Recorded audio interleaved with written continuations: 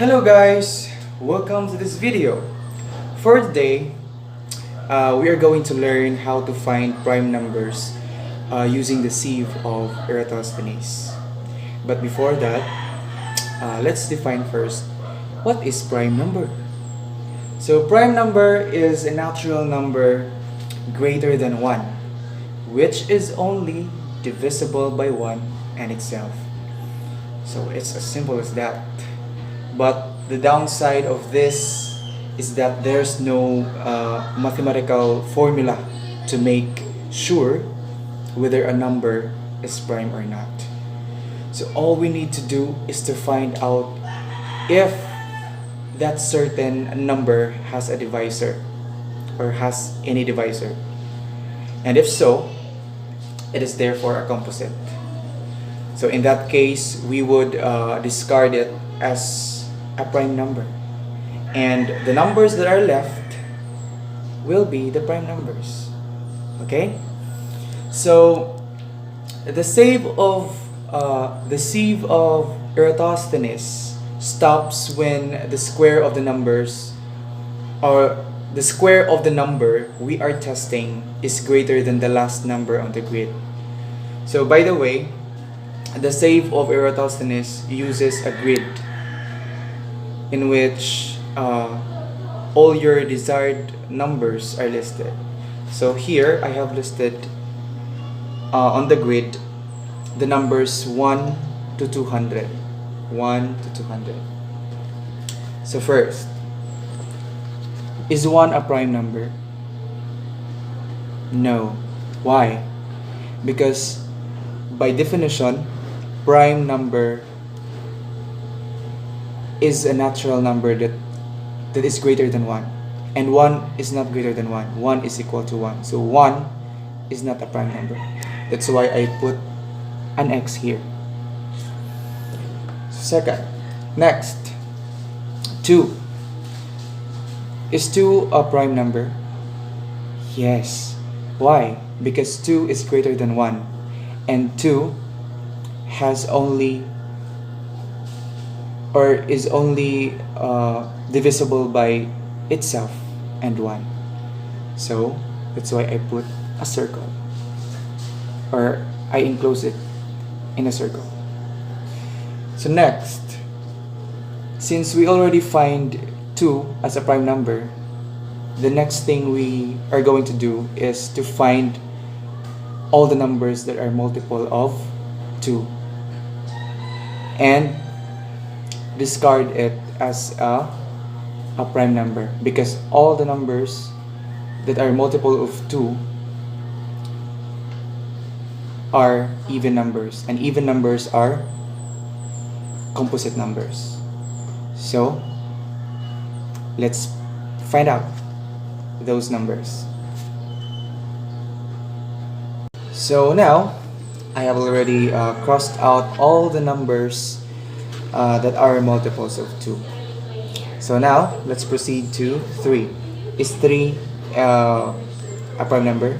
Yes, of course. Why? Because 3 is again greater than 1, and it is only divisible by itself and 1. So 3 is a prime number. So the next thing we are going to do is the same thing as we did after finding out 2 as a prime number. So all we need to do now is to find the numbers who are multiples of 3, and then cross it out. Okay? So to shorten this discussion, or to fast forward the process, we can see, or we can observe the pattern of steps in doing the sieve of Eratosthenes as means to finding out prime numbers.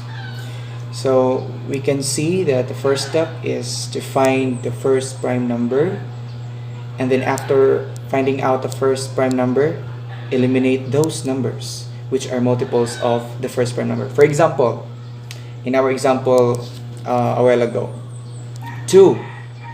So after finding out 2 as a first prime number, then we are going to eliminate those numbers who are multiples of 2.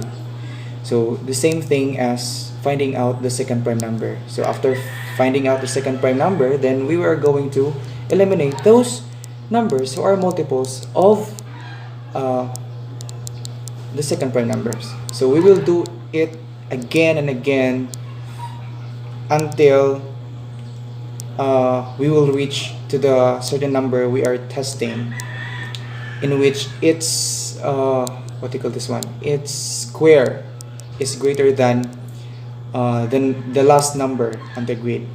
So if we reach that number, then it means that it's about time for us to stop what we are doing. Why? Because it only means that all the composite numbers had already been crossed out. So after that, we can identify already the prime numbers. So here. So after using the sieve of Eratosthenes in finding out prime numbers, so here are the encircled numbers, which are prime numbers that I gathered between 1 and 100. So actually there are 46 prime numbers.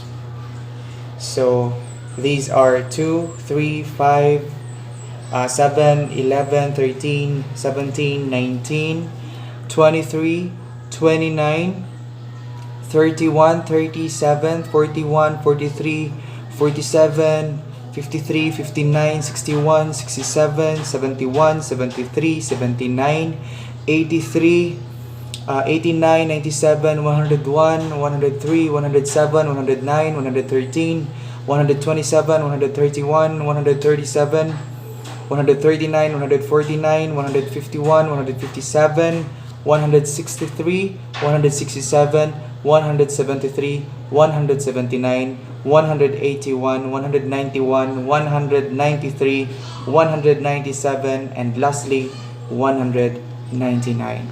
So those are the 46 prime numbers between 1 and 200. So I think that's all for today, and always find enjoyment in learning. So thank you. Have a nice day.